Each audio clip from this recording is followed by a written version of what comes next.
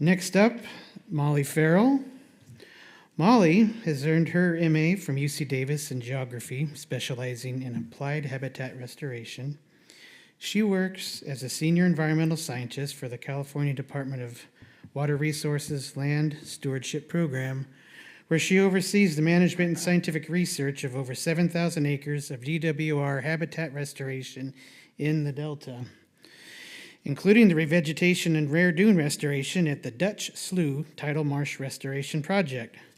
For today's talk, Molly will present Oenothera deltoides, subspecies julpunii, a new subspecies from the Eastern Antioch Dunes sand sheet in the San Francisco Bay Delta region.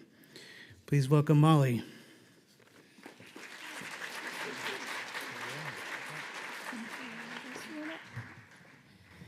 Okay, thank you. There's been some confusion because originally there was a proposal to call it Julpunii, but now it's really Julpunensis. So yes, I'm happy to be presenting today on this new subspecies, Oenothera deltoides, Julpunensis. Much of this research was done by the USGS. I manage the restoration of the largest population of this subspecies at the Dutch Slough Tidal Marsh Restoration Project. This new subspecies is named in honor of the Julpun village site of the Bay Miwok people, indigenous to the outflow of the stream now called Marsh Creek in Contra Costa County. So this is where the yellow star is where the subspecies is located. The focus for this research,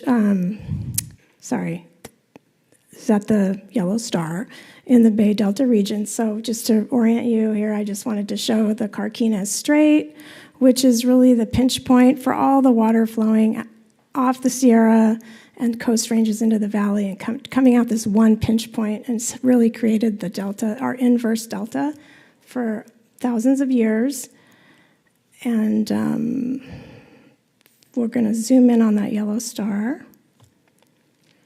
So this is the confluence of the Sacramento and the San Joaquin rivers. If you can see that there, I'm going to use a pointer right there. And then it's Sherman Island is sort of between the two, and then on this map is the historic Antioch Dunes sand sheet. So the habitat in green are interior dune and dune scrub habitat types, and the antisol soil type from the Soil Survey Geographic Database.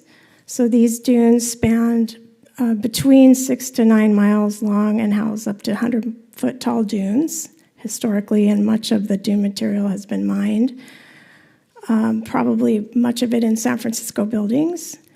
And the dunes probably were active up to 12,000 years ago. Oops, wrong button. Okay, so this is the study that was done. So just the backstory is that U.S. Fish and Wildlife Service has a wildlife refuge there. Many of you are probably familiar. It's the Antioch Dunes National Wildlife Refuge. It's on the, down here, there's 2 green dots. It's separated by a parcel. It's 2 separate parcels. And this was established in 1980 for the federally and state-listed endangered Antioch Dune evening primrose, Contra Costa wallflower, and the Lang's meadowlark butterfly. So in 2019, the U.S. Fish and Wildlife Service hired USGS to survey all the populations of the species for this recovery effort and to look at potential habitat for this species at the outside of the refuge and also in the refuge. And then some of these points are showing here and up here are showing actual outplantings that were done for a conservation effort in the 1970s.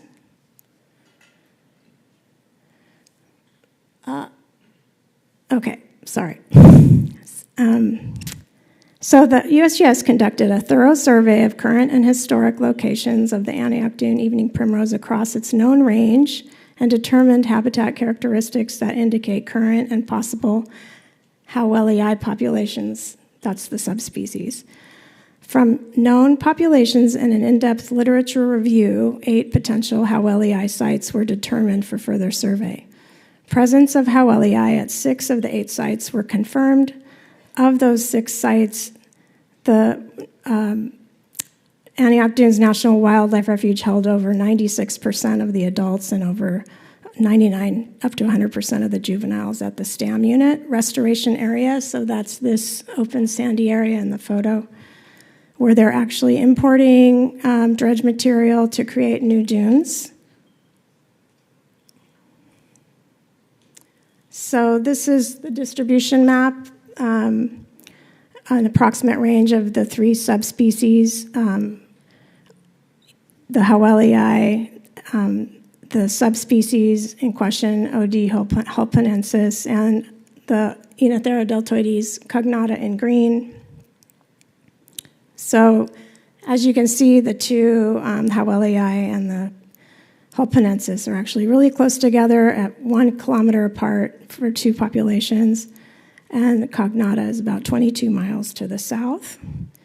That's at the Coral Hollow location, and it extends much farther down into southern San Joaquin Valley. So at each site, they collected habitat characteristics, including soil type, plant community, cover, and the number of adult and juvenile individuals. So during this time, it was, this was not new, but we knew that there was this cryptic species at Dutch Slough, and at other sites, just a handful of other sites. So this plant showed morphological characteristics between Howellii and cognata. And as part of the genetic studies for this report, USGS analyzed samples from all 3 subspecies and evaluated the population genomic structure of Howellii populations and whether the hulponensis could be a new taxon. So leaf tissue samples were collected from 212 individuals of the 3 subspecies. Double digest restriction site DNA sequencing led to almost 2,700 independent loci. Bootstrap values over 60 were mapped onto a phylogenetic tree, and discriminant analysis of principal components were done to maximize differences between the 3 groups. The genotype data are publicly available on USGS's website and is well described in this 2021 report. So here's the maximum likelihood phylogenetic tree of O. deltoides focal taxa rooted by Oenothera californica. The bootstrap values over 60 are at the nodes. The tips are labeled with 3-letter collection location and sample identification numbers. But what's really important in this slide is the 3 groups really form distinct, well-supported monophyletic clades. This is the PCA using SMP database, which is single nucleotide polymorphism. The color, okay, sorry. So these are the buds. They're really the biggest indicator of the differences between the subspecies.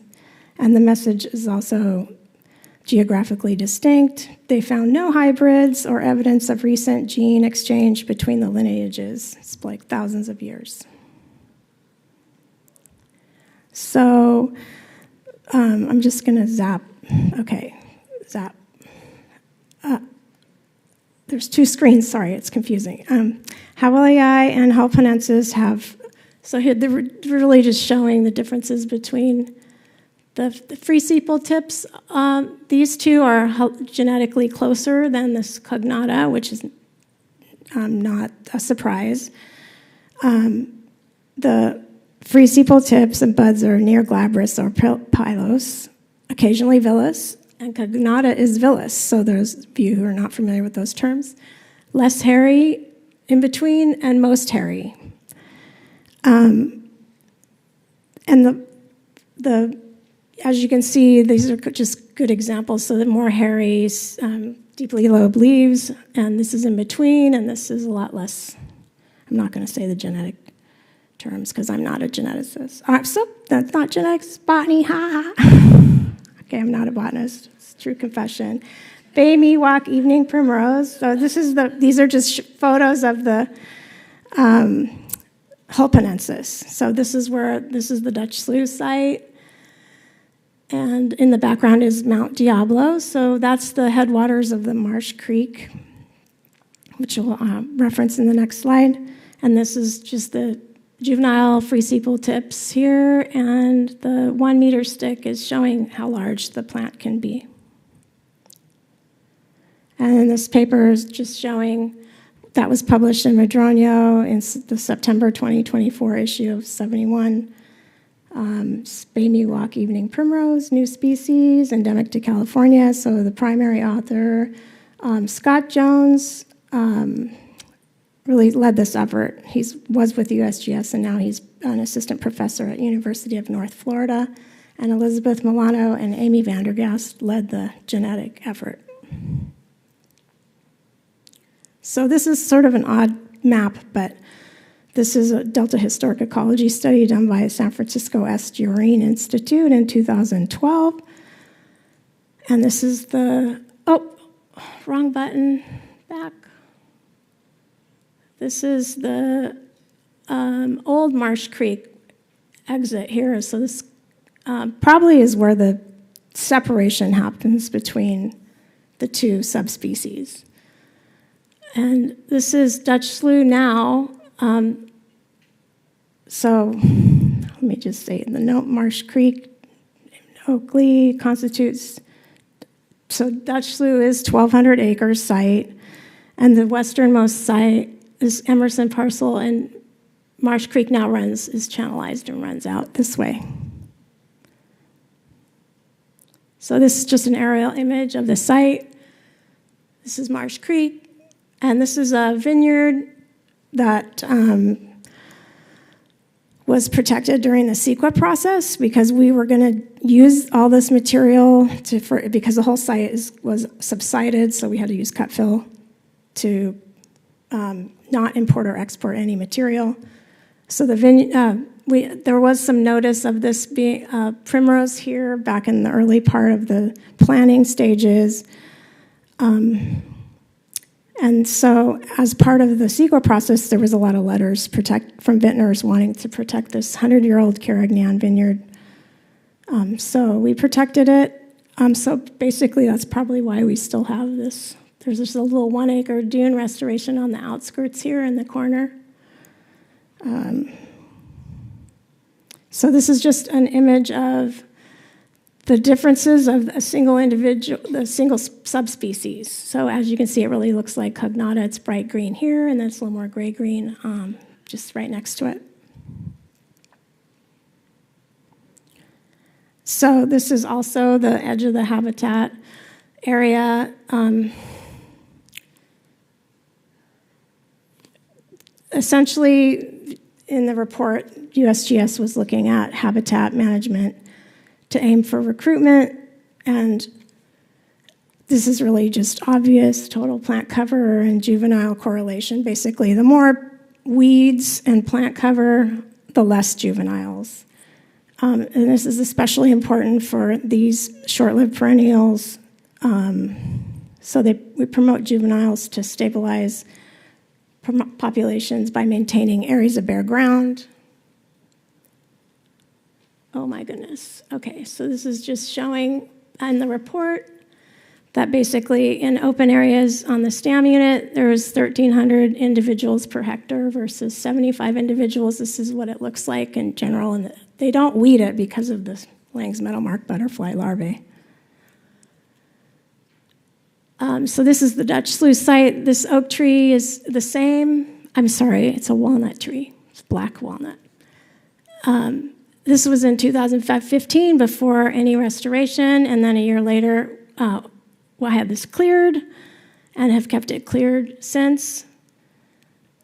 And this is what it looks like now, last year. And this is the same tree here, So there's, we lease the vineyard, and so I worked with the leasee to make sure that they don't spray or remove the primrose, which they have done in the past. So this has been kind of a shift for them. So we'll see how it goes. And this, if you don't know this, these images, these are from A.D. Linsenmeyer from the 1960s. These are Antioch Dunes ecosystem illustrations. So really neat. Thank you.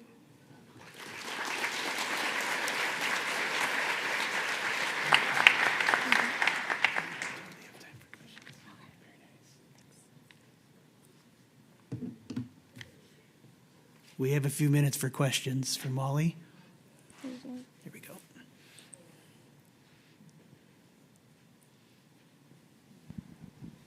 Hi, so I'm curious what treatment you use to get that incredible flush of primrose, like to control that annual vegetation there on that dune. Yeah, the only thing was really just to eliminate all the mulch layers, so it was a lot of annual grass. Sorry, I was actually going to describe what those were, but it was a lot of mostly non-native annual grass and poison hemlock and Russian thistle. So we just removed the annual grass is the hardest thing, but just stayed on top of it and sprayed it and got rid of it. We could do that because we didn't have the other two species there, and we were able to work around there was only a couple individuals of eating primrose, so.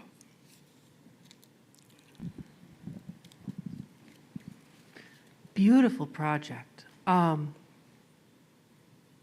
did you choose which specimens to collect from for the genetic analysis?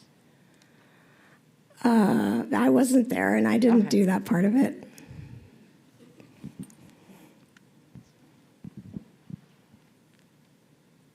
Thanks.